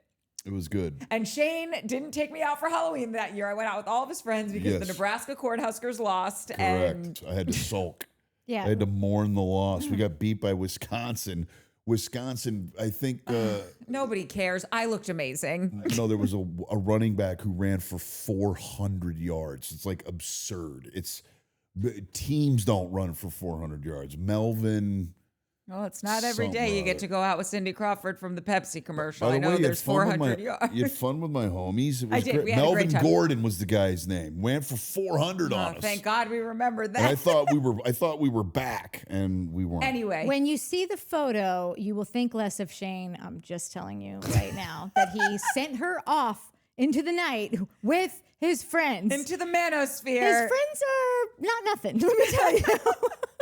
That's all I'll say. I will say I did have the paparazzi stop me and say, "We know you're not famous, but this is the best costume we've seen all year. Can we get a picture?" And I was like, "I've waited my whole life for you to ask me for a photo. You can absolutely have it." There you go. Okay. And with that, I love you Okay, both. hold on. Wait, Do you have hold anything- on. Wait, do you have I anything have else to say? something to say about the trademark. Do you not think that it's kind of funny how pissed Angie got, but was trying to act like she wasn't pissed and kept just trying to tell her she should be embarrassed? But like, it was clearly like I think she did feel in that moment like, Do you know what's so dumb about this? The way trademarks work is even if I've trademarked something, if let's say the name of my company is The Urban and the Mystic, okay? I have trademarked this. And I looked and had my trademark attorney look high and low to make sure that nobody was using The Urban and The Mystic specifically in my category for years prior. Because if you can just show that you were using it but never trademarked it, usually the law leans in your favor. So Angie, because she heard it on some Joe Rogan-esque or Joe Rogan podcast and now has said it, she couldn't even trademark it. And Brittany's trademark is null and void because she wasn't the first person to put it in use. It's right, so but neither of them stupid. seem to know this. Right, because neither one of them... Because they're on the phone. Can you just patent or trademark high body hair? And then And it's expensive. It's thousands of dollars to trademark shit. Yeah. Every not- few years, it's- I pay it's not tens of cheap. thousands of dollars to trademark my shit. It's not Yeah. cheap. So it's just so stupid. Brittany, it was bad business. But okay, well, but then if you trademark something, what do you mean? Like you're paying tens of thousands of dollars and it means nothing? Well, no, now she could like put T-shirts out that say like high body count Yeah. hair or a hair and a hat and sell it or whatever. Yeah. But someone could come for you being like, I could print up T-shirts, Yeah. put them on an Insta, sell them. Yeah. It requires her To come for you. circulating and regulating and making sure no one's Yeah. using the trademark or infringing, and then they have to send a cease and desist, Right. and then you can sue me for the $3,000 I made on It's like a nightmare, Right. Unless you've got like a real bit, like Yeah. Jolene Coffee. yeah. Yeah. Not that Urban and the Mystic isn't, right? But it's No, someone had sent me a trademark infringement, a cease and desist. And I said, first of all, these are two completely different names. Second of all, if you have a problem with this that I'm selling, you need to then go after, and my lawyer sent them 300 examples of names that matched exactly what they were trying to sue me for. And we said, before you can start a lawsuit against us, you would have to take down all of these people, and then maybe a judge would hear this case. Yeah. And we never heard from them again. Yeah. So it's like it is a long, arduous, and expensive process to try and call someone out on trademark infringement. And so for her to even trademark this is the dumbest thing in the It's world. the dumbest thing in the world, but I just think that there is something to be said for the village idiot to have monetized her trauma and thought of it before Angie did, because Angie seems like she's about to pop a spring, like thinking about this. And even if it was only for that moment to see Angie just kind of melt down and like just watching her keep saying, you should be embarrassed.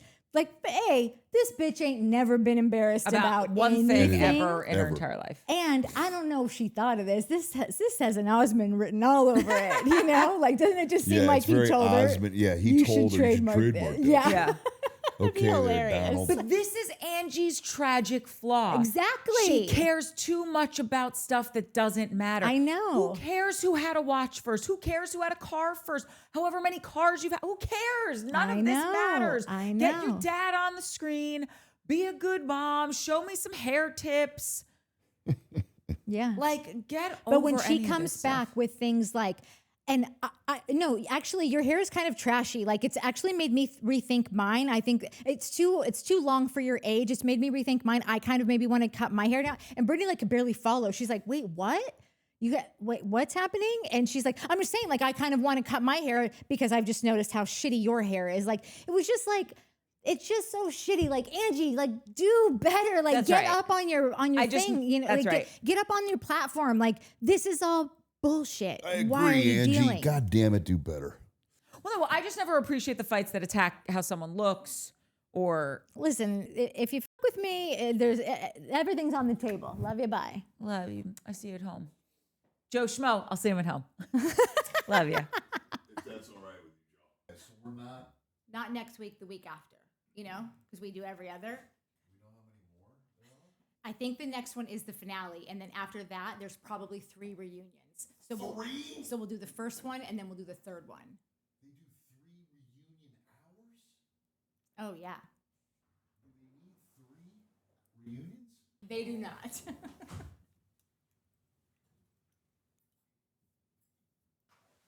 Fucking 3.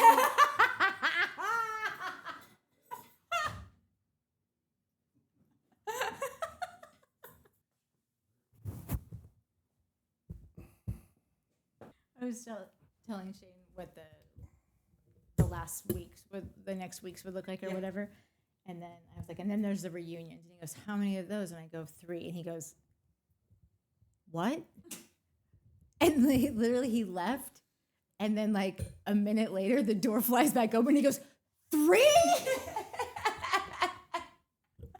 Oh, it's so sad. I missed that. Even Mike laughed.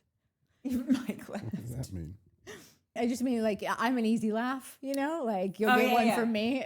Okay, guess who's back? I couldn't tell which way I played the guitar, but I decided it was this way. I don't play Jimi the guitar, Hendrix so style? either way. Okay. Wait, what is this? Is this because I'm left-handed? Mhm. Oh yeah, because I'm left-handed. Wait, are you left-handed? Yeah. And Shane's left-handed. And our first cat is named Weirdo. Lefty because he only has his left ear. Weirdos. How Weird. Barack crazy is Obama is left-handed. Yeah, and so is Weird. Oprah Winfrey. Weird. Wait, how great is this? In my family, it's my mom, my dad, my brother, my sister, and myself. Okay? Nobody in our family is left-handed except me, my brother, and my sister. We're all lefties. Isn't that weird? So like 60% of your Yeah, I family? was just gonna say. No, so no, no, I mean, everyone like, in our- your family no, is no, left. no, So, like- so the So the only your oddballs are the parents are not righties. left-handed? No, I mean, no cousins, no grandparents, Oh. nobody. You called them all and asked. Right? Well, there's not that many of them, so we know. I just think that's crazy that all 3 kids are lefties. What are the chances? I don't know. Exactly, not high. Just saying. Nishal Swoomer said, "Oh, I'm with you. Bronwyn is looking for a successful divorce. I wonder if getting her American citizenship is partly to streamline that. And you know what? Clearly she is looking for a divorce, and we shall see." Yeah. Natalie OFUK said, "I know and understand why Bronwyn's mom gets all the flack. But after losing my mom this year, so sorry, and just being unbelievably devastated and lost and heartbroken and deeply depressed after it, I really love these scenes of them moving forward. Her mom won't be here for more years than she's had, and that's her mom. Also, pre-grief, losing her husband with dementia. I went through that a few years with my mom and dementia. It takes a toll on you. I am just happy for Bronwyn. She has her mom there, good or bad. I'd give anything for a few seconds back. And at this point in both of their lives, at least they can have this time."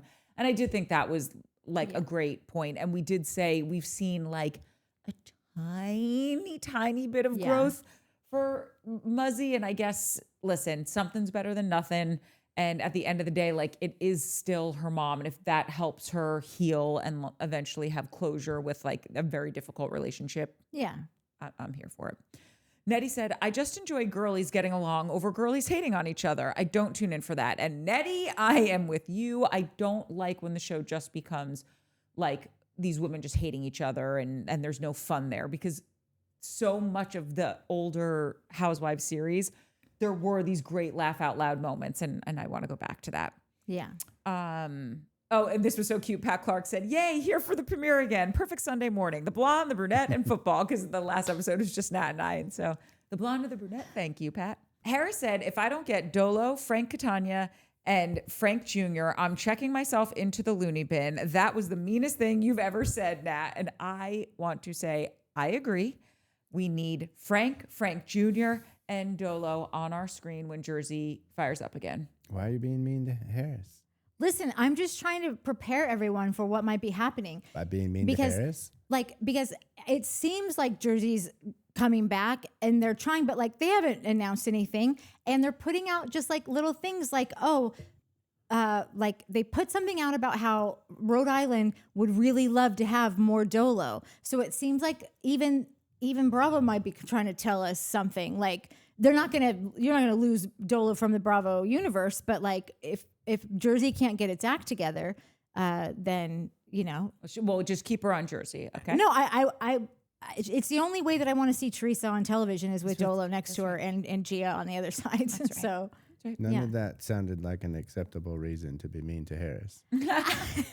there is no reason under the sun for anyone on earth to be mean Ever. to Harris, and I will kill anyone who is. Wait, Mike, are you going to read that one from Harris about the bonsai? Oh yeah, I have that one. Okay. Pat Clark said, I totally agree with you about Brittany. She's not evil. She just needs a lot of reprogramming, deprogramming, counseling, something.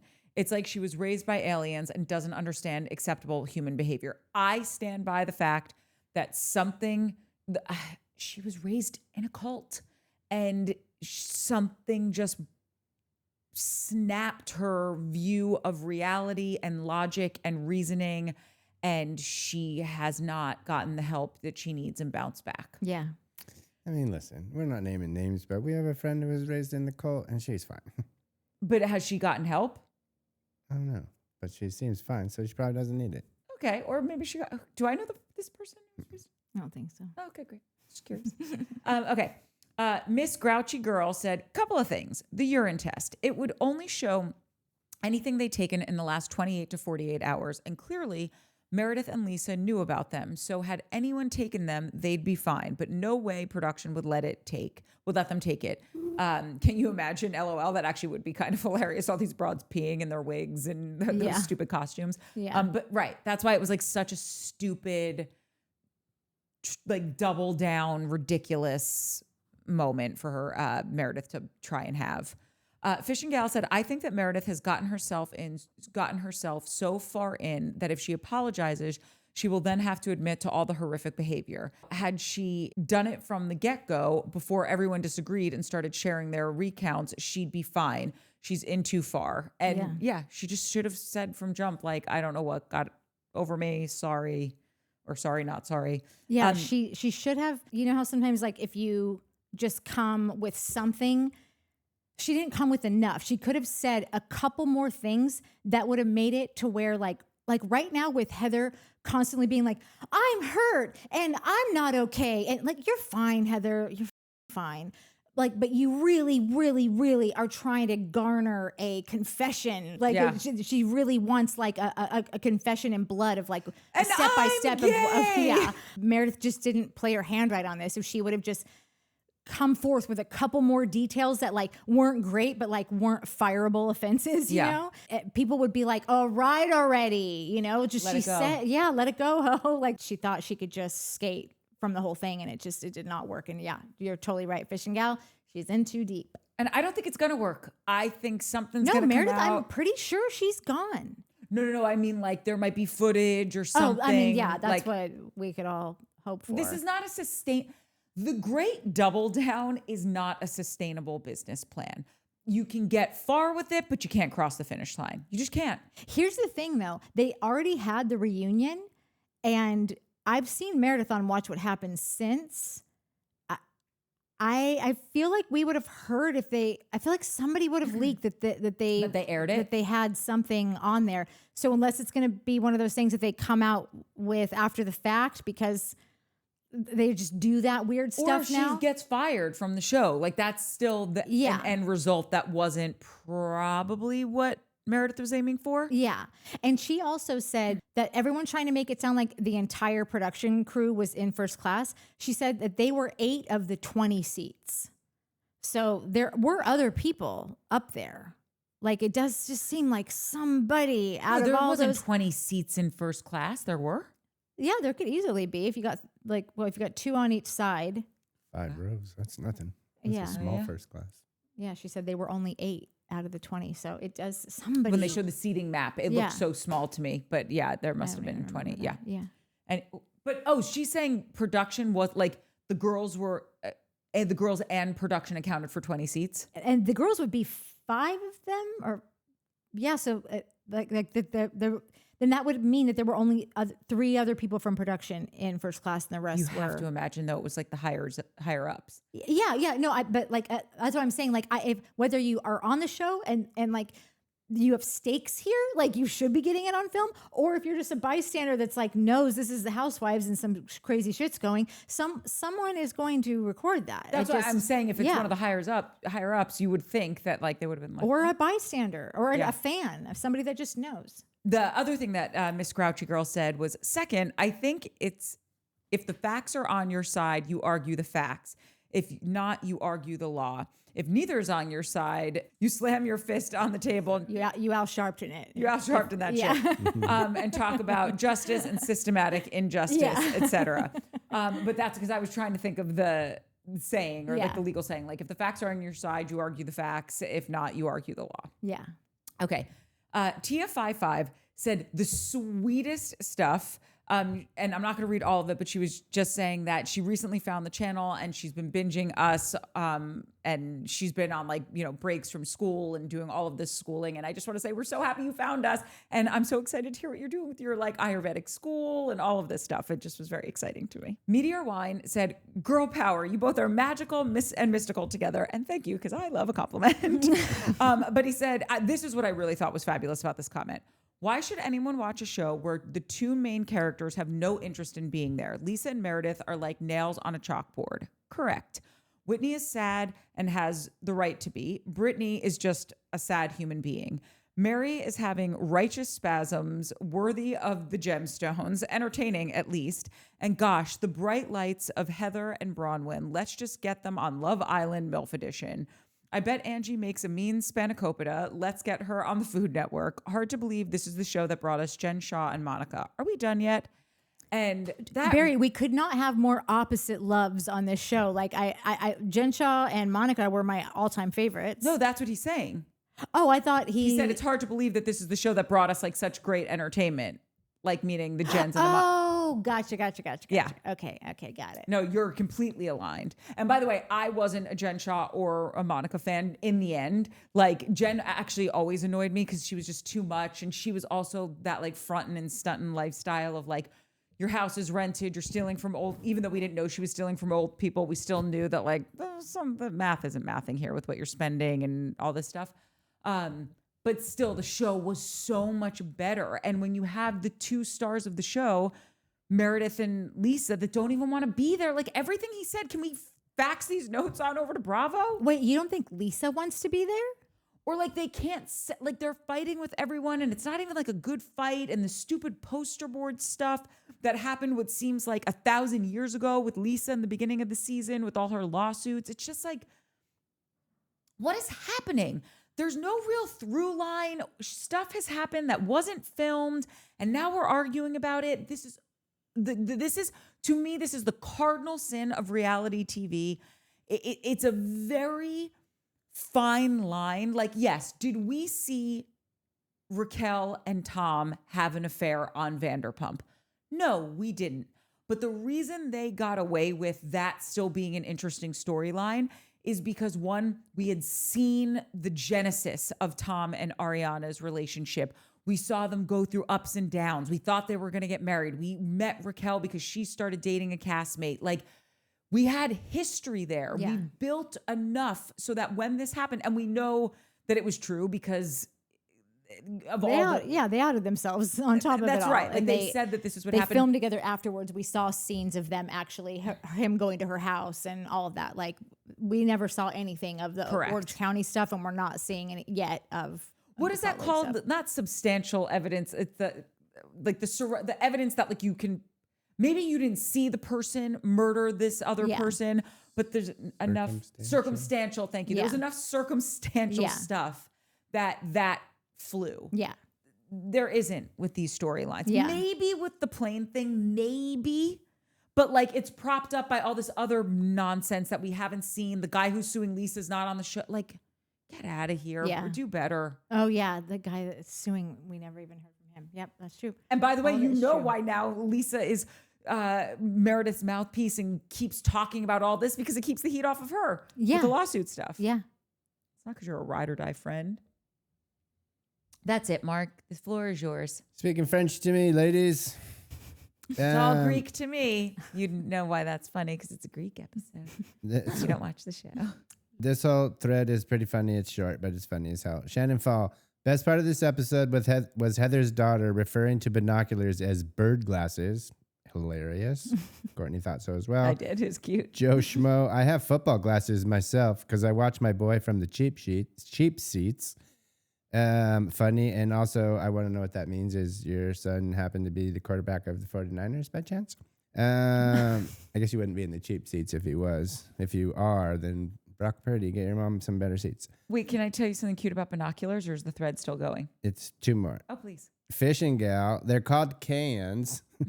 And Shannon for the win. I thought cans were the same as jumps. That was even good. see that. Me either. And they are.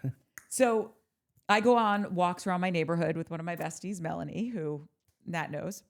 Everybody introduces me to anybody. Oh my God. I told you every time that we bring up Melanie that she is the one that you called because she's a realtor and you Yes. were trying to rent Yes. something for AGT. That's right, and you spoke to Courtney Mel. hooked, and I swear to God, it's just so funny that you are always like, never heard of her. Like, and I'm like, you fully had a whole conversation with her, like Yes. back and forth, like a few back and forths. I feel like it was during the pandemic-y times. Yeah, she's great. Loved her. She is. She's the best. Love Does she Mel. watch? Yes.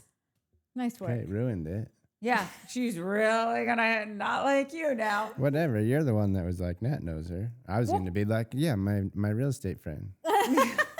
Whatever. Anyway, so Mel is the best, and we walk around our neighborhood all the time, and we are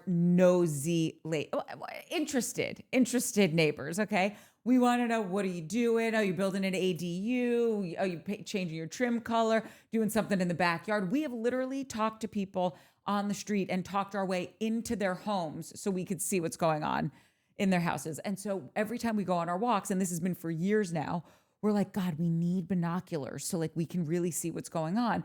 And so one year, it was either for like each other's birthdays or Christmas, we both got each other binoculars. And when we take them on our walk, every time people are like, bird watching? And I'm like, yeah, that's it, bird watching, And then one time I told her, I'm like, no, I'm like, we want to see what's going on in like people's homes, behind their homes. And the guy's like, you're kidding, right? And Melanie's like, she's totally kidding. We're bird watchers. We're not kidding. I got him for Brendan for his neighborhood watch. And to be clear, I'm not looking into people's houses. I just want to see like, you put in a pool. What Brendan's did they call definitely a looking peeping- into people's houses. No, I'm not a peeping Tom. But what did they call a lady peeping Tom? Peeping Tammy? Tomda? Peeping Tammy? Tammy. I like a peeping Tonda. If anybody knows the answer to that. Zan3518, eggplant parmigiana with spaghetti from Maria's Italian Kitchen. That's what I had last night. It was delicious. I don't like eggplant parmesan, but anything else from that place, if you live anywhere near a Maria's Italian Kitchen, and I mean like within a 6 to 8 hour drive, go get you some. It's so delicious. There's one in Pasadena, and we do AGT in Pasadena, so we get it every couple times when we go there. Benji Fagley, personally, I enjoyed the man break and the hen fest. It was a change of pace and relaxing to me on a cold, gray, wet day. Quarterly, hashtag bare feet and vibes. Benji is the best at the celebrity whatever you name call those. mashup, the best. So good. We love Benji. Consistent try. Ugh, the new Vanderpump is just a nothing burger. Maybe someone just needs some time, but really needs to get going quickly. I think it happened. What do you mean? Harris chimed in today. I don't know. said- That's exciting. I hope that's the case. Yeah. Eh. I'm saving up 3 to watch. Like I've only watched the pilot, and I'm gonna glom 3 together because I think it'll help me form a connection with it if I've got 3 back to backs, because that just usually is easier to do it that way. And I'm fingers crossed, because I really want to be into this show. Who doesn't want to be watching Vanderpump and loving it? Like, nobody doesn't want that. And I love a fresh start. I love a new show. Like, let's dive in, because it's never as good as those first like few seasons. Yeah. I am saving it, one, because I haven't had one Yeah. iota of time, but I'm going to save it, I think, for my plane ride. Yeah. Because I've also found, has this ever happened to you where like you're on a plane and you watch something and you think, oh my God, that was the greatest Oh, film yeah. I've ever seen. And then you watch it on terra firma and you've now recommended it to 800 people because maybe you were like throwing a few back on the plane and you got Wi-Fi and you got to watch this movie. And then all of a sudden you watch it back on Earth and you're like, oh God, that was not nearly as good as I remember. Yeah. It's going to be great because I will have an elevated sense of emotion. Yeah. Literally. Once Salt Lake is done, I think that it will be kind of perfect time that it'll probably be 4 or 5 episodes in. And I think we should start Vanderpump after that. Yeah, we really need to look at what our winter schedule is with the net. Like, are we doing traders or what are we doing? What's the other thing the Persian Valley. Okay. We have to cover the Persian Valley. No, I get it. But then, because Southern Char will still be going and then Summer House will start right then. So we really have to figure out, like, if we're only doing 2 deep dives, then we gotta kill a baby. Or we just do quick dips on the other 2. There's no way we're going to be able to do a quick dip Persian version. It's going to be too meaty. They bring the heat. No, I hope so. Yeah. Mike, you got to start catching up. It's so good. You got me into what? Shaws of Sunset. It's basically the Shaws of Sunset. I think they've moved to the Valley. That's going to be the only difference. Right. It's like all the same people. The Shaws of the Valley. Yeah. I remember I wasn't watching it and you were obsessed and I looked at you and I was like, do I need to get into this? And you were like, with every part of you, you get into this. And I did. And I was just like, what was I thinking? I don't know. This is why you're my best friend. Because friends don't let friends not watch. Shaws. Yeah. And since you're all our friends, if you haven't watched it, S1E1, start that shit. Harris, I'm inviting myself to Courtney and Mike's Asian Adventures Bonsai Building Excursion Night. Nerd alert. Nerd alert. Okay, nobody which says Natalie anything mean replied, to "Nerd our alert." little Harris B. Yeah, that's 2 times you've been mean Yeah, to 2 him. times, That Natty seems like Boo Pie. that's official bullying. Okay. I'm the odd man out here, so that's Yeah, just just that's Yeah, just let great. it me. go, So ho, it- bonsai with yeah. us. Oh no. Become one with the Or bonsai. be the odd man out. And No, I'm not kidding, Mike. I really want to do this. No, I said, I'm like, wait, we still need to get, I kind of forgot. We both have been a little busy. So, like, Yeah, let's do Q1. you don't have to go, but it would be nice if you could, like, set up an appointment for us. Listen, I don't know anything about this thing, so I'm not calling to make an appointment for you guys somewhere. But you could, if you want to tell me where to call and make you an appointment. Yeah, just give us the Yeah, credit it's card called number. Google.com. How do I get a bonsai class? No, for I'm my not that friends? invested in this. I'm going Thanks to a figure lot. it out for us, Mike. Don't worry. Appreciate it. Yeah, no problem. Eva Flavor. The worst thing about Lisa and Italian food is that she said she doesn't like it because, and I quote, it's too fresh. This is why I don't watch this stupid show. What kind of adult, never mind person with money in class, would utter such an absurd statement? By the way, Lisa Barlow. Because she doesn't have money or class. No. And the great words of Luann de Lesseps, money can't buy you class. Oh my God. apparently.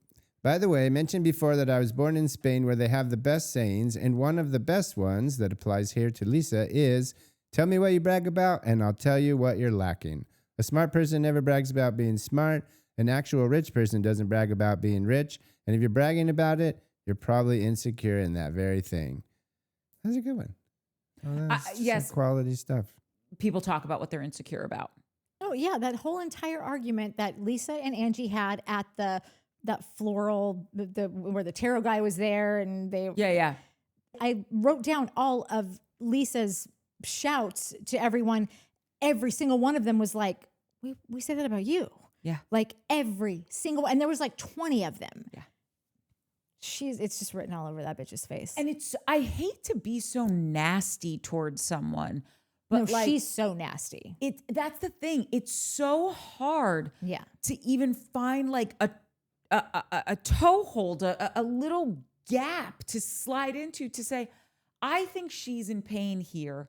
And and this is what's happening because everything she does is so, you think you can't go lower and she goes lower and she doesn't have, you know how there's some people that are really nasty, but it's like, oh my God, but you are funny, man. Yeah. Or like you are an awful human being, but you are so beautiful. It is almost hard to look at you. Like, and I'm not trying to come for her looks. I'm just saying it's like, there's nothing, it's not like you have like the most incredible sense of style. It's not as though you have worked out every day and you've got just this body that is holy crap. Like you've really committed to your fitness and your what, like there's not, you put trash into your system all day long. Like but I'm just saying, it's like, she doesn't respect any part of herself, of other people, of her marriage. Like, it's so hard. It's so hard to back any part of her. And all of her, like, not couture, all of her brandy name stuff is like label everywhere, like 50,000 Gucci G's all over her shirt.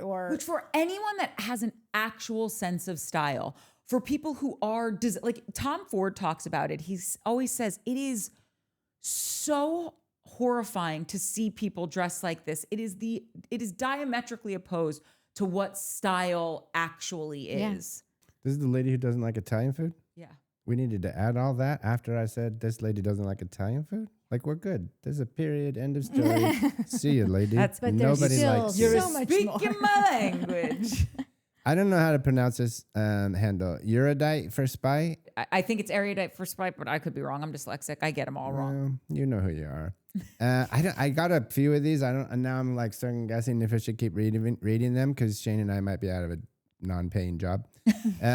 You two can truly carry an episode, so please don't ever hesitate to record without the man chair being filled. Love Shane and Mike, but I'm here for the two of you and adore your conversations. Also here for the cats. Bye.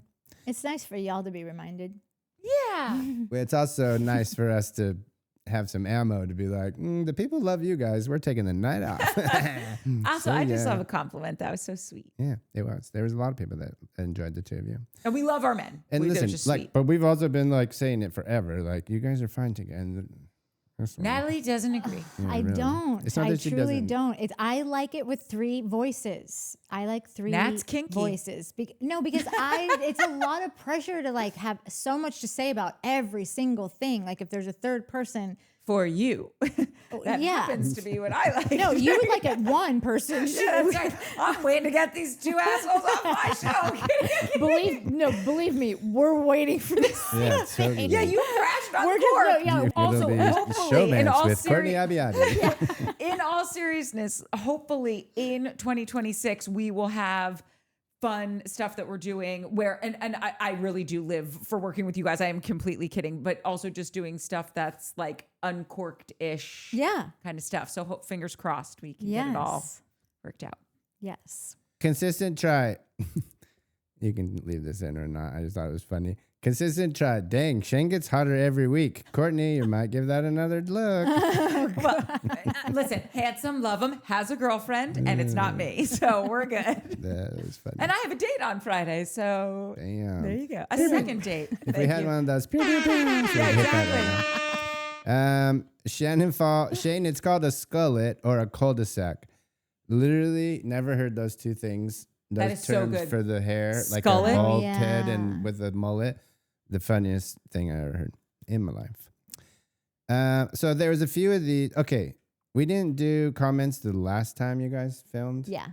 So I might have grabbed some of those from. No, thank that's you. good because I meant to few do that weeks too, ago. and then I totally forgot. Yeah, I didn't grab a bunch. I just grabbed some of the bangers that I thought were bangers. They were all bangers, but Joe Schmo, my fave dude, there was a book written about the Red Brick Road a few years ago. I haven't read it, but I thought it was meant to lead to the home of Munchkin Land.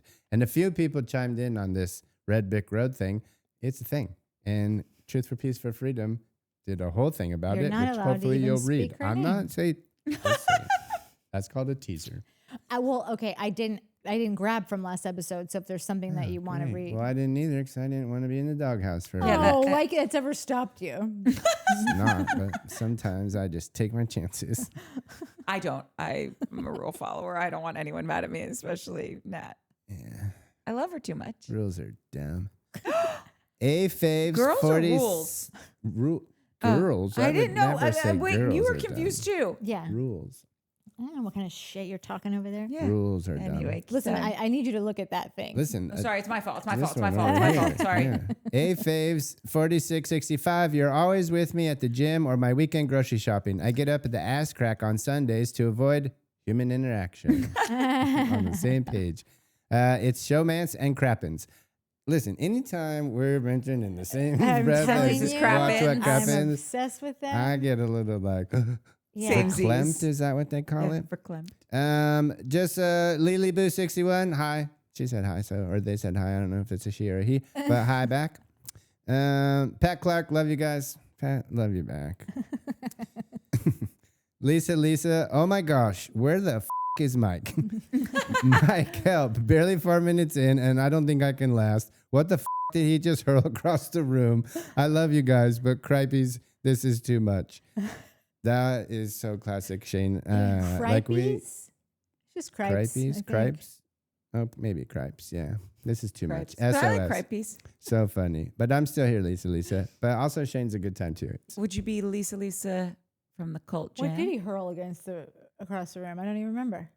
Who knows? Was It could have that been when anything. when his gum or something flew? Oh, I forgot And then about he that. goes, I'm like, pick it up. He's like, I'll get it when I leave. And I'm like, no, that's the problem. No, you won't. And that's true. And then he got up to go. And I was like, get your gum. He's like, what? I'm like, you've already forgotten. Nicheless Boomer, Red Brick Road. I must figure this out. And apparently somebody already figured it out for us. Shit. Dang. Truth has a whole thing. There is a conspiracy that the wizard is Willy Wonka's father.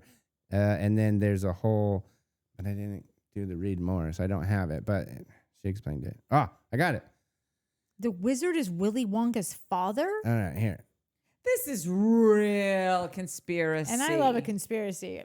But I have also never dove into this one, so wow me. Okay, here we go.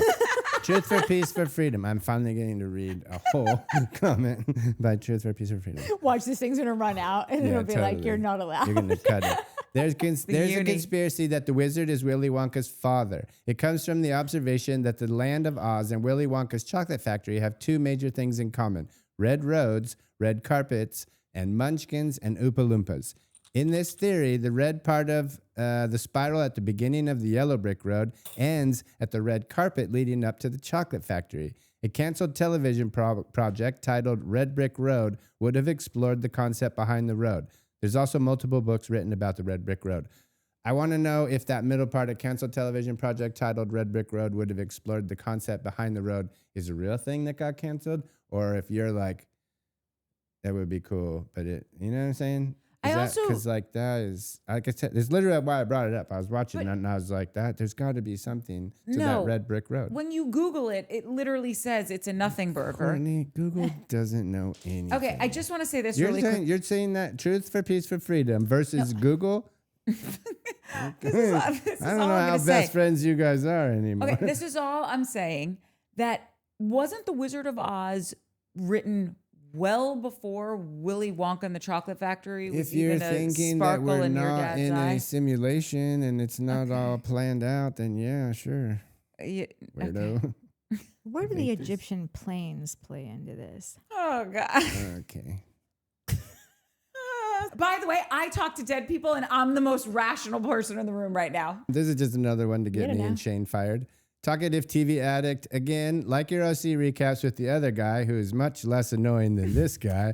I would love to see your This was from a few weeks ago, so you got your wish. Tell us how they did. Yeah. Would love to see your recaps with just you, the two ladies. Both men are not enhancing this podcast. They're in fact ruining it.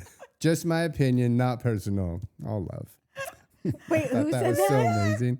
Talkative TV addict. Oh my God, talkative. That has me good. lolling. Yeah, That no, is I was really great. dying. By the way, did you like the show with just Nat and I? She'll never let me do it again. Yeah, but if you say listen, it was great, then she might. I know I won't. You will. I don't know. Listen, This isn't about. hello, the thing. Oh my God. Trisha Vader. Is it Trisha Vader or Trisha Vader or Trisha Sader? I'm curious which of the letters is silent, if any of them are. Or Trish S. Vader? It's not Trisha S. Vader because her name is Trisha SVADER. It's This Vader. I just thought was an interesting. Well, wait, It's why Trish Vader then? Just Vader? It's Vader. It's Vader. You gotta That's, I combine them think in a that's way what that it like is. you can't really tell. Wait, if it's Trisha, Yes, Vader. Why is your flashlight on, Dildo Baggins? he's a grandpa. Listen, Dildo Baggins is one of the funniest. Why does this work sometimes and it doesn't? It doesn't. Work So just pull it down from the screen. It does though. Oh, let's just spend the episode. Dang, did it. The rest of the episode, see if it works. Sometimes people are so observant, and I think it's super sweet. But she was like, Courtney, you're rubbing your belly, not feeling well. And that was the episode that you weren't really feeling well. Yeah, it was so And, sweet. Yeah, I just was Thank like, oh my you. God, that's great. I meant to say this at the top of the episode, actually. Sadie Lady says, love you gals, but I think you give Brittany and the girls way too much credit. They are exaggerating this plane situation to go after Meredith and Lisa. Think about who is only really going after them. Heather, Whitney, and Brittany. All three are thirsty, and you know they are getting their story straight. Even Mary said at BravoCon that Meredith wasn't yelling on the plane. Meredith also isn't going to apologize unless she means it. She is not a people pleaser and will be who she is as much as you can in reality TV. These three yahoos produce way too much. It makes it unenjoyable to watch. And I am right down the middle of like both of these sides. Like I see every single thing that you're saying. It is still like there is still a right and a wrong. I just keep thinking about who I would rather continue on with. And I don't know how long I'm going to like Heather and like Whitney as her like top minion, you know, as like the people who are, I don't know. I want Lisa to change her ways, getting Never gonna rid of happen. Meredith. She's not going to. With Meredith not being there, I think you'll have the best shot at some change because she's not going to have anyone. Heather will have one, and it will now be Lisa's on her back to fit in or not, or to come more correct so that she can regain the audience. I don't know. I think where I'm coming from with it, and I said it earlier in the app, it's just impossible for me to root for these two people. Totally. So, like, I know I sound, again, and I said it this just 5 seconds ago, like, I don't like being so tough and unforgiving with these people. Lisa and Meredith are so untenable for me. I can't Agreed. stomach watching them. And so it's like, I sound so tough about what went on the plane, and I didn't even see it, or so just dug into the fact that this is what happened because of all of the supporting evidence of them being just crappy. Oh yeah. Okay. But there's no like evidence of like no one else is, it's like, it is. Yeah. Meredith at the table on the not the cruise, the yacht thing, right? When she's flipping her hair, she has physically touched Bronwyn. Yeah. So not Bronwyn, Brittany. Yeah. So to say when she was on the plane and no cameras were there and she was jerking the chair and doing all that, I believe it because we saw just a bit of it on the boat. Like she's done nothing. She hasn't been soft or communicative in a way that makes me think that like, okay, let me look at it a different way. No, I'm. That's why I'm so tough on her. Listen, this season. I think I'm I'm not doing great at like. It's not at all that I am rooting for. Like I have hated Lisa. I hope everyone remembers that as this episode. I'm giving this other take because it's just this other. It's because I thought about what the show would be sans these two, and then seeing like Heather just is so obnoxious to me. She just is like, I don't know. She's just doing too much for me. It's not my style. And we probably won't cover this show after this season anyway. So it's like, I guess it won't really matter. Yeah. I can just go back to hate watch or actually just watching it. That like the normals do. If it's between the two, when you're putting them against each other, there is a right and a wrong, but there is also more entertaining and less entertaining. Just more stomachable, I guess. I don't know. See, and I can't stomach those two right now. No, I know. Heather and Lisa is Lisa. a horrible.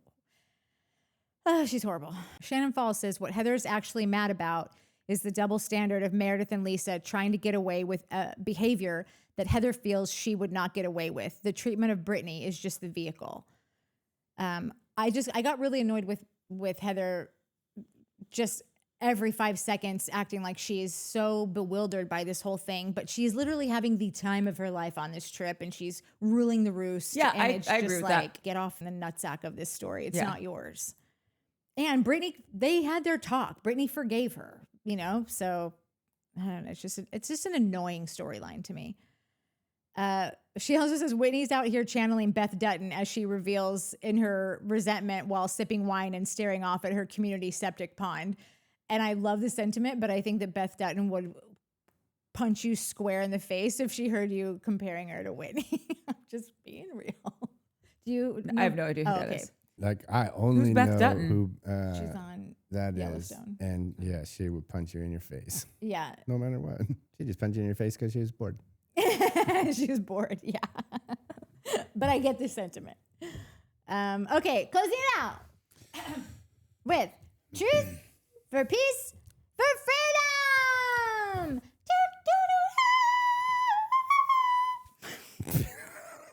That was the most ridiculous Viking horn I've ever heard.